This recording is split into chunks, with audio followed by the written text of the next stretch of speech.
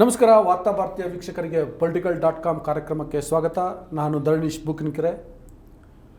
ಈಗ ರಾಜ್ಯದಲ್ಲಿ ಸಾಮಾಜಿಕ ಮತ್ತು ಶೈಕ್ಷಣಿಕ ಸಮೀಕ್ಷಾ ವರದಿ ಅಥವಾ ಜಾತಿ ಜನಗಣತಿ ವರದಿ ಬಗ್ಗೆ ಬಹಳ ದೊಡ್ಡ ಮಟ್ಟದಲ್ಲಿ ಚರ್ಚೆ ಆಗ್ತಾ ಇದೆ. ಈ ವರದಿ ಜಾರಿಯಾಗುತ್ತಾ ಇಲ್ವಾ ಅಂತೇಳಿ. ಮತ್ತು ಇದ್ರ ಸುತ್ತ ಬಹಳ ರಾಜಕೀಯ ಬೆಳವಣಿಗೆಗಳು ನಡೀತಿದ್ದಾವೆ. ಏನೇನು ಬೆಳವಣಿಗೆಗಳಾಗ್ತಿದ್ದಾವೆ, ಮುಂದೆ ಏನಾಗ್ಬೋದು, BJP ಸ್ಟ್ಯಾಂಡ್ ಏನು, ಕಾಂಗ್ರೆಸ್ ಸ್ಟ್ಯಾಂಡ್ ಏನು, ಕಾಂಗ್ರೆಸ್ನಲ್ಲಿರುವಂತಹ ಸಿದ್ದರಾಮಯ್ಯ ಅವ್ರ ಸ್ಟ್ಯಾಂಡ್ ಏನು, DK ಶಿವಕುಮಾರ್ ಸ್ಟ್ಯಾಂಡ್ ಏನು, ಹೈಕಮಾಂಡ್ ನಿಲುವೇನು. ಸೊ ಹೀಗೆ ಬಹಳ ಆ್ಯಂಗಲ್ಗಳಿದ್ದಾವೆ ಈ ಒಂದು ಕಾರ್ಯಕ್ರಮಕ್ಕೆ ಮತ್ತು ಈ ಒಂದು ಇಶ್ಯೂಗೆ.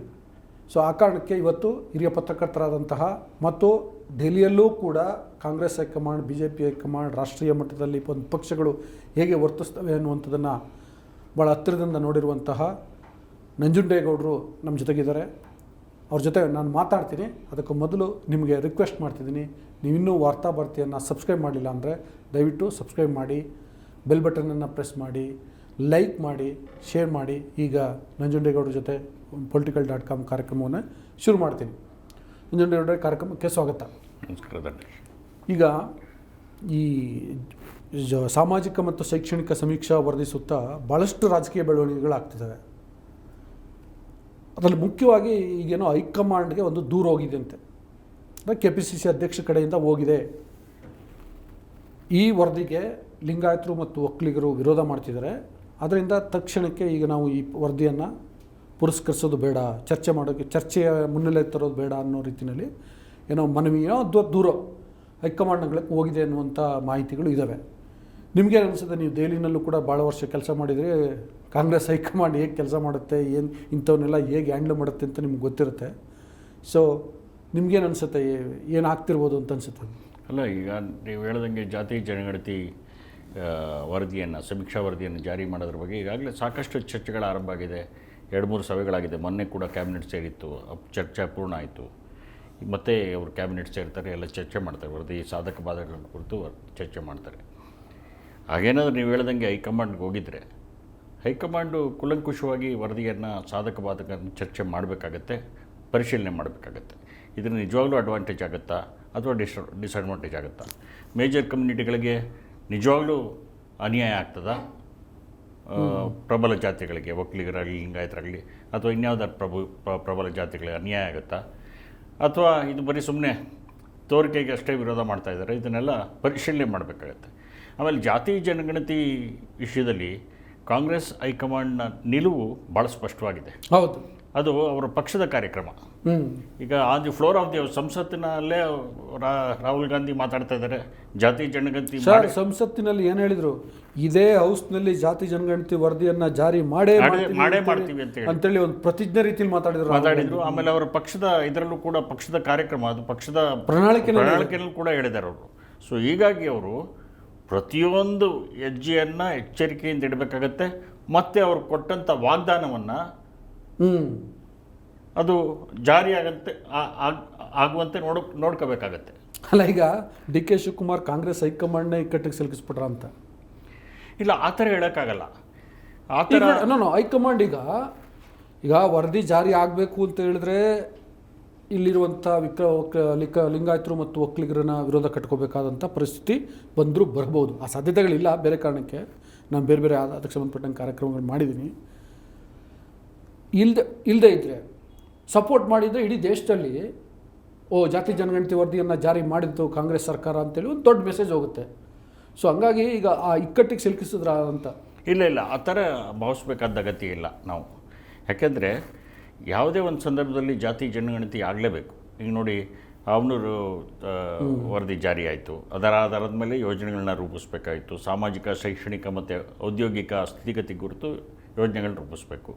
ಆಮೇಲೆ ಚಿನ್ನಪ್ರೆಡ್ಡಿ ಕಮಿಷನ್ನು ಇದು ಮಾಡಬೇಕು, ಏನೋ ಅದ್ರ ಪ್ರಕಾರನೂ ಯೋಜನೆಗಳು ರೂಪುಗೊಂಡಿತ್ತು.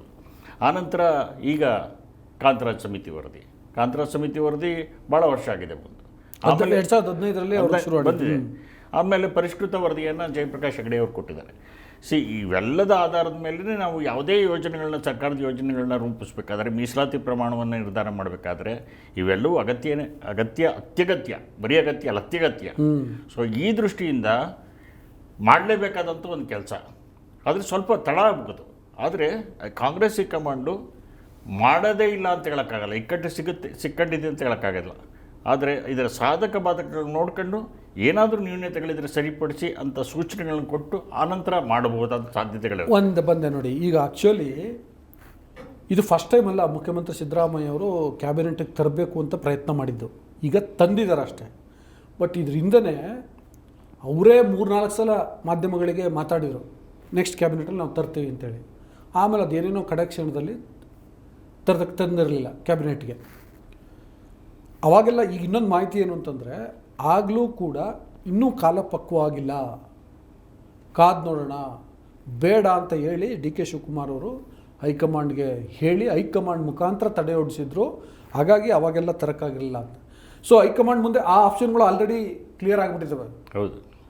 ಸೊ ಹಂಗಾಗಿ ಈಗ ಅದು ಏನಾದ್ರು ಒಂದು ಇಲ್ಲ ಬೇಕು ಅಂತ ಇಲ್ಲ ಗೋ ಹೆಡ್ ಜಾರಿ ಮಾಡಿ ಅಂತ ಹೇಳಬೇಕು, ಇಲ್ಲ ಸ್ಟಾಪ್ ಇಟ್ ಅಂತ ಹೇಳಬೇಕು. ಅಲ್ಲ, ಈಗ ನಿಮಗೆ ಇದು ಡಿ ಕೆ ಶಿವಕುಮಾರು ಮುಖ್ಯಮಂತ್ರಿ ಇಬ್ಬರ ನಡುವಿನ ಒಂದು ಏನು ಹೇಳ್ಬೋದು, ಒಂಥರ ಶೀತಲ ಸಮರ ಅಂತ ಹೇಳ್ಬೋದು. ಡಿ ಕೆ ಶಿವಕುಮಾರ್ ಒಬ್ಬರೇ ಅಲ್ಲ, ಅದರ ಆಚೆಗೆ ಲಿಂಗಾಯತರು ಕೂಡ ಇದ್ದಾರೆ. ಕಾಂಗ್ರೆಸ್ ಒಳಗಿರುವಂಥ ಲಿಂಗಾಯತ ಲೀಡರ್ಗಳಿದ್ದಾರೆ. ಡಿ ಕೆ ಶಿವಕುಮಾರು ಅಲ್ಲ, ಕಾಂಗ್ರೆಸ್ ಕಾರಿಡಾರಲ್ಲಿ ಇನ್ನೊಂದು ಚರ್ಚೆ ಆಗ್ತಿದೆ. ಶಾಮನೂರು ಶಿವಶಂಕರಪ್ಪ ಅವ್ರಿಗೆ ಡಿ ಕೆ ಶಿವಕುಮಾರನೇ ಕುಮ್ಮಕ್ಕು ಕೊಡ್ತಿದ್ದಾರೆ, ಅವ್ರು ಆ ರೀತಿ ಮಾತಾಡಲಿಕ್ಕೆ ಅಂತಲೂ ಇದೆ. ಇರ್ಬೋದು. ನನ್ನ ಕಾರಿಡಾರ್ ಬಗ್ಗೆ ನಾನು ಮಾತಾಡೋಕ್ಕೆ ಹೋಗಲ್ಲ. ನಾನು ಸಿ ನಂದಲ್ಲ, ಅದು ಅಲ್ಲಿ ಏನು ನಡೀತಿದೆ ಅದು ಮಾಧ್ಯಮಗಳು ಬಂದು ನಾವು ಹೇಳ್ಬೇಕಲ್ಲ, ಮಾಧ್ಯಮದ ಮುಖಾಂತರ ಜನಕ್ಕೆ ತಿಳಿಸ್ಬೇಕು. ಸೊ ಹಂಗಾಗಿ ಕಾಂಗ್ರೆಸ್ ಹೈಕಮಾಂಡ್ ಕೂಡ ಎಲ್ಲ ನಾಯಕರುಗಳನ್ನ ನೆಗ್ಲೆಕ್ಟ್ ಮಾಡೋಕ್ಕಾಗಲ್ಲ. ಈಗ ಡಿ ಕೆ ಶಿವಕುಮಾರ್ ಅವ್ರನ್ನೂ ನೆಗ್ಲೆಕ್ಟ್ ಮಾಡೋಕ್ಕಾಗಲ್ಲ, ಸಿದ್ದರಾಮಯ್ಯನವ್ರನ್ನ ನೆಗ್ಲೆಕ್ಟ್ ಮಾಡೋಕ್ಕಾಗಲ್ಲ, ಅಥವಾ ಲಿಂಗಾಯತ ಇನ್ನಿತರ ಮುಖಂಡರು ನೆಗ್ಲೆಕ್ಟ್ ಮಾಡೋಕ್ಕಾಗಲ್ಲ. ಯಾಕೆಂದರೆ ಇವರು ಆ ಸಮಾಜವನ್ನು ಪ್ರತಿನಿಧಿಸುವಂಥ ಮುಖಂಡರು. ಹಂಗಾಗಿ ಎಲ್ಲರನ್ನ ಕರೆಸಿ ಕೇಳ್ಬೋದು ಏನಿದೆ ಏನಿಲ್ಲ ಅಂತ. ಅದರ ಬಗ್ಗೆ ವರದಿ ಬಗ್ಗೆ ಹೈಕಮಾಂಡು ತನ್ನದೇ ಒಂದು ಇದನ್ನು ಸ್ಟಡಿ ಮಾಡಿಸಿ ರಿಪೋರ್ಟ್ ತರಿಸ್ಕೋಬೋದು. ಆಮೇಲೆ ಅದರ ಮೇಲೆ ಮುನ್ನಡಿಬೋದು. ಅಕಸ್ಮಾತ್ ವರದಿ ಜಾರಿ ಸಾಧ್ಯತೆ ಕಷ್ಟ ಅಂತ ಅನ್ನಿಸ್ದಾಗ ಅದನ್ನು ಸ್ವಲ್ಪ ಮುಂದೂಡ್ಬೋದು. ಕ್ಯಾಬಿನೆಟ್ ಸಬ್ ಕಮಿಟಿನೇ ಮಾಡೋ, ಅಥವಾ ಎಕ್ಸ್ಪರ್ಟ್ ಕಮಿಟಿ ಮಾಡೋ, ಅಥವಾ ಇನ್ಯಾವುದಾದ್ರು ರೂಪದಲ್ಲಿ ಅದನ್ನು ಮುಂದೂಡೋಕ್ಕೆ ಸಾಧ್ಯತೆ ಇದೆ. ಆದರೆ ಕಾಂಗ್ರೆಸ್ ಹೈಕಮಾಂಡು ತರಾತುರಿ ಒಂದು ಸೈಡ್ ನಿರ್ಧಾರ ತಗೊಳ್ಳೋಕ್ಕಂತೂ ಆಗಲ್ಲ. ನಾನು ತರಾತುರಿಲ್ಲೇ ಸಾಧ್ಯನೇ ಇಲ್ಲ. ನೋಡಿ, ನಿನ್ನೆ ಸತೀಶ್ ಜಾರಕಿಹೊಳಿ ಅವರು ಭಾಳ ಒಂದು ಒಳ್ಳೆ ಮಾತು ಹೇಳಿದ್ದಾರೆ. ಈಗ ಬಂದಿದೆ ಅಷ್ಟೇ, ಇದು ಇನ್ನೂ ಆಗಬೇಕು ಅಂದರೆ ವರ್ಷಾನುಗಟ್ಟಲೆ ಟೈಮ್ ಹಿಡಿಯುತ್ತೆ. That is true. ಅಂದರೆ ಪ್ರೋಸೆಸ್ ಏನು ಪ್ರೊಸೀಜರ್. ಈಗ ನೆಕ್ಸ್ಟ್ ಮೇ 2ನೇ ತಾರೀಕಿನ ಕ್ಯಾಬಿನೆಟಿಗೆ ಬರಬೇಕು. ಅವತ್ತು ಇನ್ನೇನಾಗುತ್ತೋ ಆಯಿತು, ಅವತ್ತು ಸರ್ಕಾರ ಒಪ್ಕೊಂಡೇ ಬಿಡ್ತು ಅಂತ ಅನ್ಕೊಳ್ಳಿ. ಒಪ್ಕೊಂಡು ಅದಕ್ಕೇನಾದ್ರು ಒಂದು ತಜ್ಞರ ಸಮಿತಿ ಮಾಡಬೇಕಾ, ಕ್ಯಾಬಿನೆಟ್ ಸಬ್ ಕಮಿಟಿ ಮಾಡಬೇಕಾ, ಔಷಧಿಗೆ ತರಬೇಕಾ, ಏನು ಅಂತ ನಿರ್ಧಾರ ಮಾಡಬೇಕು. ಅದೆಲ್ಲ ಆದಮೇಲೆ ನಿರ್ಣಯ ಮಾಡಿ ಸೆಂಟ್ರಲ್ಗೆ ಶಿಫಾರಸು ಮಾಡಬೇಕು. ಅವ್ರು 9th ಶೆಡ್ಯೂಲ್ಗೆ ಹಾಕಬೇಕು. ಮಧ್ಯದಲ್ಲಿ ಯಾರೋ ಕೋರ್ಟ್ಗೆ ಹೋಗ್ತಾರೆ, ಕೋರ್ಟ್ ಆ ಲೀಗಲ್ ಬ್ಯಾಟಲ್ ನಡೀಬೇಕು. ಸೊ ಇದು ನಾವು ಏನೋ ಸಾಗಬೇಕಾಗಿರೋ ಆದಿ ಭಾಳ ದೂರ ಇದೆ. ಹೌದು, ಕರೆಕ್ಟ್. ಸೊ ಹೌದು. ಬಟ್ ಅಷ್ಟರ ನಡುವೆ ಈ ಈಗ ಅದು ದೂರ ಇದೆ ಅಂತ ಎಲ್ಲ ಈ ಸಿದ್ದರಾಮಯ್ಯವ್ರಿಗೂ ಗೊತ್ತಿರುತ್ತೆ, ಡಿ ಕೆ ಶಿವಕುಮಾರ್ಗೂ ಗೊತ್ತಿರುತ್ತೆ, ಎಂ ಬಿ ಪಾಟೀಲ್ಗೂ ಗೊತ್ತಿರುತ್ತೆ, ಇನ್ನೊಬ್ರಿಗೂ ಗೊತ್ತೇ ಇರುತ್ತೆ. ಹೌದು. ಬಟ್ ಈಗ ಆಟ ಬಿಟ್ಕೊಡ್ಬಾರ್ದು ಅನ್ನೋದು ಇರುತ್ತಲ್ಲ ಪಾಲಿಟಿಕ್ಸ್. ಆದರೆ ಒಂದೇನು ಮಾಡ್ಬೋದಾಗಿತ್ತು ಅಂದರೆ, ಇವರು ಒಂದೇ ಪಕ್ಷದವ್ರು ಹಿಂಗೆ ಕೂತ್ಕೊಂಡು ಆಗಬೇಕು ಆಗಬಾರ್ದು ಅನ್ನೋ ಕಿತ್ತಾಡೋಕ್ಕಿಂತ ಒಂದು ಅಮಿಕಬಲ್ ಆಗಿ ಒಂದು ತೀರ್ಮಾನಕ್ಕೆ ಬರ್ಬೋದಾಗಿತ್ತು. ಸಿದ್ದರಾಮಯ್ಯನವ್ರಿಗೆ ಎಲ್ಲರನ್ನೂ ಕನ್ವಿನ್ಸ್ ಮಾಡೋಂಥ ಒಂದು ಶಕ್ತಿ ಇದೆ. ಅವರೆಲ್ಲರನ್ನೂ ಕೂರಿಸ್ಕೊಂಡು ಮಾತಾಡ್ಬೋದಾಗಿತ್ತು. ಎಲ್ಲಿ ತಪ್ಪಾಗಿದೆ, ಎಲ್ಲಿ ಸರಿ ಮಾಡಬೇಕು, ಎಲ್ಲಿ ಯಾರಿಗೆ ಅನ್ಯಾಯ ಆಗಿದೆ, ಅನ್ಯಾಯ ಸರಿ ಮಾಡಬೇಕಾ, ಹೆಂಗೆ ಸರಿ ಮಾಡ್ಬೋದು, ಈ ಥರ ಮಾತಾಡಿ ಒಂದು ಅಮಿಕಬಲ್ ಸೆಟ್ಲ್ಮೆಂಟು ಬರ್ಬೋದಾಗಿತ್ತು. ಅಮಿಕಬಲ್ ಸೆಟ್ಲ್ಮೆಂಟ್ ಬಂದು ಆ ಮಂತ್ರ ಮುಂದುವರಿಬೋದು. ಈಗಲೂ ಮುಂದುವರೆದಿಲ್ಲ ಅವ್ರು, ಇನ್ನೂ still game is on. Of course. ಹಾಗಾಗಿ ಆ ಥರದ ಒಂದು ಇದು ಮಾಡ್ಬೋದು. ಯಾಕೆಂದರೆ ಸಿದ್ದರಾಮಯ್ಯನವರು ಭಾಳ ಸೀಸನ್ಡ್. ನನಗೀಗಲೂ ಅದೇ ಡೌಟು ಏನಂದರೆ, ಆಯಿತು ಅದು ಏನಕ್ಕೆ ಇನ್ನೊಂದು 2 ವಾರ ಟೈಮ್, ಈಗ ಮೇ 2ನೇ ತಾರೀಕು ಅಂತ ಇನ್ನು ಒಂದು ಶಾರ್ಟಲ್ಲಿ 2 ಕ್ಯಾಬಿನೆಟ್ ಮೀಟಿಂಗಿಗೆ ಜಂಪ್ ಆಗಿದೆಯಲ್ಲ. ಸೊ ಎಲ್ಲ ಯಾರು ಏನು ಹೇಳ್ತಾರೆ ನೋಡೋಣ, ಯಾವ ಸಮುದಾಯದವ್ರು ಏನು ಹೇಳ್ತಾರೆ ನೋಡೋಣ, ಯಾವ ಲೀಡರ್ಸ್ಗಳ ಸ್ಟ್ಯಾಂಡ್ ಏನು ನೋಡೋಣ, ಅವ್ರದ್ದು ಎಷ್ಟು ಒಗ್ಗಟ್ಟಿದೆ ನೋಡೋಣ, ಇದೆಲ್ಲ ನೋಡೋಣ, ಆಮೇಲೆ ಡಿಸೈಡ್ ಮಾಡೋಣ ಅಂಥೇಳಿ ಮುಂದೂಡಿರ್ಬೋದು. ಹೌದು, ಆ ಸಾಧ್ಯತೆಯೂ ಇರುತ್ತೆ. ಮತ್ತು ಈಗ ಅದರಲ್ಲಿ ಇನ್ನೊಂದು ಬೇರೆ ಹೇಳಿದ್ದಾರೆ, ನಿಮ್ಮದೇನೇ ಆಕ್ಷೇಪಗಳಿದ್ರು ನೀವು ಲಿಖಿತವಾಗಿ ಕೊಡಿ ಅಂತ. ಅದು ಭಾಳ ಜಾಣ ನಡೆಯೋದು ಅಲ್ಲ. ಇದು ಇನ್ನೊಂದು ನಿಮಗೆ ಇಂಟ್ರೆಸ್ಟಿಂಗ್ ಥಿಂಗ್ ನಾನು ಹೇಳಬೇಕು ಅಂತಂದರೆ, ಇದು ಕಾಂಗ್ರೆಸ್ನವ್ರಿಗಿಂತ BJP ಅವರಿಗೆ ಭಾಳ ಇದು ಏನಂತೀರಿ ಅದು ಎಂಟರ್ಟೈನ್ಮೆಂಟ್ ಅಂತಲೂ ಹೇಳ್ಬೋದು. ಭಾಳ ಅದ್ರ ಒಂಥರ ಭಾಳ ಇದರಿಂದ ಅಚ್ಚರಿಯಿಂದ ಅವ್ರು ನೋಡ್ತಾ ಇರ್ತಾರೆ ಇದನ್ನು ಬಿ ಜೆ ಪಿಯವರು. ಯಾಕೆ ಅಂದರೆ ಕಾಂಗ್ರೆಸ್ಸಲ್ಲಿ ಬಿ ಜೆ ಪಿಯೇ ಇಕ್ಕಟ್ಟಿಗೆ ಸಿಕ್ಸ್ತಾ ಇದೆ. ಪದೇ ಪದೇ ಜಾತಿ ಗಣತಿಯನ್ನು ನಾವು ಮಾಡ್ತೀವಿ ಅಂತ ಹೇಳ್ತಾನೆ ಇದ್ದಾರೆ. ರಾಹುಲ್ ಗಾಂಧಿ ಹೇಳ್ತಿದ್ದಾರೆ, ಪ್ರಿಯಾಂಕಾ ಗಾಂಧಿ ಹೇಳ್ತಾ ಇದ್ದಾರೆ, ಎಲ್ಲರೂ ಹೇಳ್ತಾ ಇದ್ದಾರೆ, ಮಲ್ಲಿಕಾರ್ಜುನ್ ಖರ್ಗೆನೂ ಹೇಳ್ತಾ ಇದ್ದಾರೆ. ಇಲ್ಲಿ ಕರ್ನಾಟಕದಲ್ಲಿ ಏನಾಗ್ತದೆ ಅನ್ನೋದೇ ಅವ್ರಿಗೆ ಭಾಳ ಇಂಪಾರ್ಟೆಂಟ್ ಅವ್ರಿಗೆ. ಹಂಗಾಗಿ ಅದು ಅಚ್ಚರಿಯಿಂದ Congress B J P high command ನೋಡ್ತಿರುತ್ತೆ ಇದನ್ನು. ಅವರು ಇಲ್ಲೇನಾಗುತ್ತೆ ಅನ್ನೋದ್ರ ಮೇಲೆ ಅವರು ತಮ್ಮ ಗೇಮ್ ಪ್ಲ್ಯಾನ್ನ ಇಲ್ಲ. ಆ್ಯಕ್ಚುಲಿ ನೀವು ಒಂದು ಚರ್ಚೆನ ನೀವು ಒಂಚೂರು ಬೇರೆ ಕಡೆ ತೊಗೊಂಡೋದ್ರಿ, ಇಟ್ಸ್ ಫೈನ್. ಏನಂದರೆ ನನಗೆ ಇನ್ನೂ ಒಂದು ಆ್ಯಂಗಲ್ ಇದೆ ಇದಕ್ಕೆ ಅನಿಸುತ್ತೆ. ಈಗ ನೋಡಿ, ಬಿ ಜೆ ಪಿ ಒಂದು ಪಕ್ಷ, ಅಲ್ಲಿ ಅಶೋಕು ಇನ್ನೊಬ್ಬರು ವಿಜಯೇಂದ್ರ ಅವರು ವಿರೋಧ ಮಾಡ್ತಿರ್ಬೋದು, ಬಟ್ ಆ್ಯಸ್ ಎ ಪಾರ್ಟಿ ವಿರೋಧ ಮಾಡ್ತಿಲ್ಲ ಬಿ ಜೆ ಪಿ. ಮಾಡಲಿಕ್ಕೆ ಆಗೋದು ಇಲ್ವೇನೋ. At a same time support ಮಾಡೋಕ್ಕೂ ಆಗಲ್ಲ. ಸಪೋರ್ಟ್ ಮಾಡಿದ್ರೆ ನ್ಯಾಷನಲ್ ಲೆವೆಲ್ ಬೇರೆ ಥರ ಸಮಸ್ಯೆ ಆಗುತ್ತೆ, ವಿರೋಧ ಮಾಡಿದ್ರೆ ಲೋಕಲಿ ಬೇರೆ ಪ್ರಾಬ್ಲಮ್. ಹೌದು, ನಿಜ ಅದು. ಸೊ ಬಿ ಜೆ ಪಿ ಕೂಡ ಒಂದು ಡೈಲಮ ಇದೆಯಲ್ಲ. ಅದಕ್ಕೆ ನಾನು ಭಾಳ ಅಚ್ಚರಿಯಿಂದ ನೋಡ್ತಾ ಇದ್ದೆ. ಬಿ ಜೆ ಪಿ ಲೀಡರ್ಗಳು, ಕರ್ನಾಟಕದ ಲೀಡರ್ಗಳು ಅಷ್ಟೇ ಅಲ್ಲ, ಸೆಂಟ್ರಲ್ ಲೀಡರ್ಸ್ ಕೂಡ ಭಾಳ ಅಚ್ಚರಿಯಿಂದ ನೋಡ್ತಾ ಇದ್ದಾರೆ. ಯಾಕೆಂದರೆ ಇಲ್ಲೇನು ನಡೆಯುತ್ತೆ, ಕರ್ನಾಟಕದಲ್ಲಿ ಏನು ನಡೆಯುತ್ತೆ. Karnataka it is very important state for B J P. ಇಲ್ಲಿ ತಗೊಳ್ಳೋಂಥ ಡಿಸಿಷನ್ನು ಅದು ನ್ಯಾಷನಲ್ ಲೆವೆಲಲ್ಲಿ ಇಂಪ್ಲಿಕೇಶನ್ ಆಗುವಂಥ ಸಾಧ್ಯತೆ ಇರುತ್ತೆ. ಸರ್, ಈ ಬಿ ಜೆ ಪಿಯ ಈ ಕನ್ಫ್ಯೂಷನ್ ಡೈಲಮ ಇದೆಯಲ್ಲ, ಅದು ಸ್ಲೈಟ್ಲಿ ಏನಾದರೂ ಟುವರ್ಡ್ಸ್ ಸಿದ್ದರಾಮಯ್ಯ ಫೇವರ್ ಆಗ್ತಿದೆಯಾ? ಅಂದರೆ ಈಗ ಬಿ ಜೆ ಪಿ ಏನು ಮಾತಾಡ್ತಿಲ್ವಲ್ಲ, ಬಿ ಜೆ ಪಿ ಕಡೆಯಿಂದಂತೂ ಏನೂ ಪ್ರೆಸರ್ ಇಲ್ಲ. ಜೆ ಡಿ ಎಸ್ನಿಂದ ನೋಡಿ, ಮೊನ್ನೆ ಅವ್ರು ಏನು ಹೇಳಿದ್ದಾರೆ ಕುಮಾರಸ್ವಾಮಿ ಅವರು, ಇದು ಒಕ್ಕಲಿಗರ ಪಾಲಿನ ಮರಣ ಶಾಸನ ಅಂತ ಹೇಳಿದ್ದಾರೆ. ಹೌದು, ಅಂದರೆ ಅವ್ರ ಸ್ಟ್ಯಾಂಡ್ ಕ್ಲಿಯರ್. ಬಿ ಜೆ ಪಿದೇನು ಕ್ಲಿಯರ್ ಇಲ್ಲ, ದೇ ಆರ್ ಮಮ್. ಸೊ ಇದರಿಂದ ಏನಾಗುತ್ತೆ, ಬಿ ಜೆ ಪಿ ಕಡೆಯಿಂದ ಯಾವುದೇ ರೀತಿ ಪ್ರೆಸರ್ ಇಲ್ಲ ಸಿದ್ದರಾಮಯ್ಯ ಅವ್ರಿಗೆ. ಈಗ ಏನಿದ್ರು ಇಂಟರ್ನಲ್ ಏನೇನು ಪ್ರಾಬ್ಲಮ್ ಇದೆಯಲ್ಲ ಅದನ್ನಷ್ಟೇ ಸೆಟ್ರೇಟ್ ಮಾಡ್ಕೋಬೇಕು. ಹಂಗಾಗಿ ಅಷ್ಟರ ಮಟ್ಟಿಗೆ ಇದು ಒಂಚೂರು ಅವ್ರಿಗೆ ವರದಾನ ಅಂತ ಅನ್ನಿಸ್ತಿಲ್ಲ. ಅಲ್ಲ, ಇಟ್ ಇಸ್ ಟು ಅರ್ಲಿ. ಇದು ಭಾಳ ಅರ್ಲಿ ಆಗುತ್ತೆ. ನಾವು ಅದನ್ನು ಇದಕ್ಕೆ ನಿರ್ಧಾರಕ್ಕೆ ಬರೋಕ್ಕೆ, ಆ ತೀರ್ಮಾನಕ್ಕೆ ಬರೋದಕ್ಕೆ ನೋಡಬೇಕು. ಏಕೆಂದರೆ ಈಗ ಪಕ್ಷಗಳು ಬೇರೆ ಆಗ್ಬೋದು, ಆದರೆ ಲೀಡ್ರ್ಗಳು ಒಂದೇ. ಬಿ ಜೆ ಪಿಲಿರುವಂಥ ಲಿಂಗಾಯತ್ ಲೀಡರ್ಗಳು, ಕಾಂಗ್ರೆಸ್ಸಲ್ಲಿರೋಂಥ ಲಿಂಗಾಯತ್ ಲೀಡರ್ಗಳು, ಬಿ ಜೆ ಪಿಲಿರೋಂಥ ಒಕ್ಕಲಿಗರ ಲೀಡರ್ಗಳು, ಕಾಂಗ್ರೆಸ್ಸಲ್ಲಿರೋಂಥ ಒಕ್ಕಲಿಗರ ಲೀಡರ್ ಎಲ್ಲರೂ ಒಂದೇ. ಅವರು ಮೇಲ್ಗಡೆ ಮಾತಾಡದೇ ಇರ್ಬೋದು ಬಹಿರಂಗವಾಗಿ, ಒಳಗಡೆ ಚರ್ಚೆ ಆಗೇ ಆಗಿರುತ್ತೆ. ಖಂಡಿತವಾಗಿ ಏನು ಮಾಡಬೇಕು, what is our next move ಅಂತ ಎಲ್ಲ ಚರ್ಚೆ ಆಗಿರುತ್ತೆ. ಅದನ್ನು ನೋಡ್ಕೊಂಡು ಸಿದ್ದರಾಮಯ್ಯನವರು ಮುನ್ನಡಿಬೇಕಾಗತ್ತೆ. ಯಾಕೆಂದರೆ ಅವರಂತೂ ಪ್ರೆಷರ್ ಕ್ರಿಯೇಟ್ ಮಾಡೋಕ್ಕೆ ಟ್ರೈ ಮಾಡ್ತಾರೆ 100%. ಆಮೇಲೆ ಡಿ ಕೆ ಶಿವಕುಮಾರ್ ಕೂಡ ಪಕ್ಷದ ಅಧ್ಯಕ್ಷರಾದ್ದರಿಂದ ನೇರವಾಗಿ ಏನು ಮಾತಾಡೋಕ್ಕಾಗಲ್ಲ. ಏನೇ ಮಾತಾಡಬೇಕಾದ್ರೂ ಬೇರೆಯವ್ರ ಮೂಲಕ ಮಾತಾಡಿಸ್ಬೇಕು, ಇಲ್ಲ ಪಕ್ಷದ ವೇದಿಕೆ ಒಳಗೆ ಮಾತಾಡಬೇಕು. ನೇರವಾದ ಸಂಘರ್ಷಕ್ಕೆ ಇಳಿಯೋಕ್ಕಂತೂ ಸಾಧ್ಯ ಇಲ್ಲ. ಆ ಥರದ ಆ್ಯಕ್ಚುಲಿ ಅವ್ರಿಗೀಗ ಪಕ್ಷದ ಅಧ್ಯಕ್ಷರಾಗಿರೋದು ಅಡ್ವಾಂಟೇಜ್ ಹೌದು, ಡಿಸ್ಅಡ್ವಾಂಟೇಜ್ ಹೌದು. ಬರೀ ಇದೊಂದೇ ವಿಷಯದಲ್ಲ, ಬೇರೆ ವಿಷಯದಲ್ಲೂ ಈಗ ಸಿದ್ದರಾಮಯ್ಯ ವಿರುದ್ಧ ಒಂದಷ್ಟು ಜನ ಶಾಸಕರನ್ನ ಸಭೆ ಸೇರಿಸಿ ಪ್ರೆಸರ್ ಮಾಡೋಣ ಅಂತಂದರೆ ಆ್ಯಸ್ ಎ ಪಾರ್ಟಿ ಪ್ರೆಸಿಡೆಂಟ್ ಹಂಗೆ ಆಂಟಿ ಪಾರ್ಟಿ ಆ್ಯಕ್ಟಿವಿಟೀಸ್ ಮಾಡೋಕ್ಕಲ್ಲ.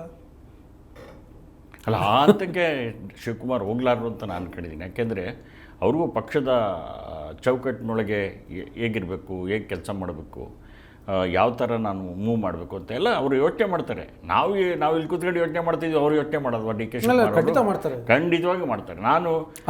ನಾವು ನೀವು ಅರ್ಧ ಗಂಟೆ ಡಿಸ್ಕಸ್ ಮಾಡ್ತಿರ್ತೀವಿ ಅವ್ರ ಬಗ್ಗೆ, ಅಥವಾ ಇನ್ನೂ 1 ಗಂಟೆ ಯೋಚನೆ ಮಾಡಿರ್ತೀವಿ.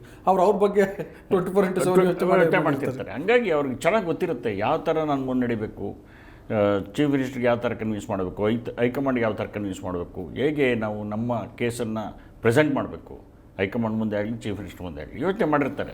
ಬೈ ಚಾನ್ಸ್ ಅವ್ರಿಗೆ ಮಾತಾಡೋಕ್ಕೆ ಇಕ್ಕಟ್ಟಾದರೆ ಬೇರೆಯವ್ರ ಮೂಲಕ ಮಾತಾಡಿಸ್ಬೋದು ಅವರು. ನನಗೆ ಇನ್ನೊಂದು ಭಾಳ ಕ್ಯೂರಿಯಾಸಿಟಿ ಅನ್ನಿಸ್ತು. ಮತ್ತು ಮೊನ್ನೆ ನಾನು ಕ್ಯಾಬಿನೆಟ್ ದಿನ ಟಿ ವಿಗಳೆಲ್ಲ ನೋಡ್ತಿರ್ಬೇಕಾದ್ರೆ ಮಾಧ್ಯಮಗಳಲ್ಲಿ ಬರ್ತಿರೋ ವರದಿ ನೋಡಿದ್ಮೇಲೆ ಒಂದು ಸ್ವಲ್ಪ ಆಶ್ಚರ್ಯ ಅಂತ ಅನ್ನಿಸ್ತು. ಅದಕ್ಕೆ ನಾನು ನಿಮ್ಮನ್ನು ಕೇಳ್ತೀನಿ, ನೀವು ಕೂಡ ಅದೆಲ್ಲ ನೋಡಿರ್ತೀರಿ, ಗಮನಿಸಿರ್ತಾರೆ. ಹಂಗಾಗೇ ಇಲ್ಲ ಅಂತ ನಾನೇನು ಹೇಳ್ತಿಲ್ಲ. ಈ ಮುಖ್ಯಮಂತ್ರಿ ಸಿದ್ದರಾಮಯ್ಯ ಎದುರುಗಡೆ ಡಿ ಕೆ ಶಿವಕುಮಾರ್ ಏರುದನಿಯಲ್ಲಿ ಮಾತಾಡಿದರು ಜಾತಿ ಜನಗಣತಿ ವಿಷಯದ ಬಗ್ಗೆ ಅಂತೆಲ್ಲ ಬರ್ತಿತ್ತು. ಹಂಗಾಗಿರ್ಲಿಕ್ಕೆ ಸಾಧ್ಯ ಉಂಟಾ? ನನಗೆ ಅನುಮಾನ ಅದು.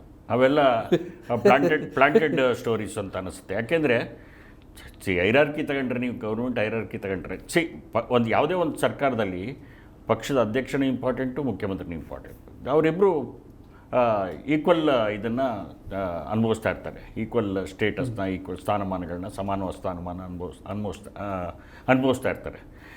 ಒಬ್ಬರು ಪಕ್ಷದ ಅಧ್ಯಕ್ಷರು ಈ ಚೀಫ್ ಮಿನಿಸ್ಟರ್ ವಿರುದ್ಧ ಹೇರಿ ಧ್ವನಿಯಲ್ಲಿ ಮಾತಾಡೋಕ್ಕೆ ಸಾಧ್ಯ ಇಲ್ಲ. ಇದೆಲ್ಲ ಪ್ಲಾಂಟೆಡ್ ಸ್ಟೋರೀಸ್. ಯಾರೋ ಬಂದು ಕತೆ ಹೇಳ್ತಾರೆ, ನಾವು ಸುದ್ದಿಗಾರರು, ಪತ್ರಕರ್ತರಲ್ಲ. ಇದು ಡಿ ಕೆ ಶಿವಕುಮಾರ್ ಕಡೆಯಿಂದನೂ ಆಗಿರ್ಬೋದು, ಯಾಕೆಂದರೆ ಅವ್ರ ಕಮ್ಯುನಿಟಿಗೆ ಒಂದು ಮೆಸೇಜ್ ಕೊಡ್ಬೇಕಲ್ಲ, ಆ ಕಾರಣಕ್ಕೆ ಅವರು ಮಾಡಿರ್ಬೋದು.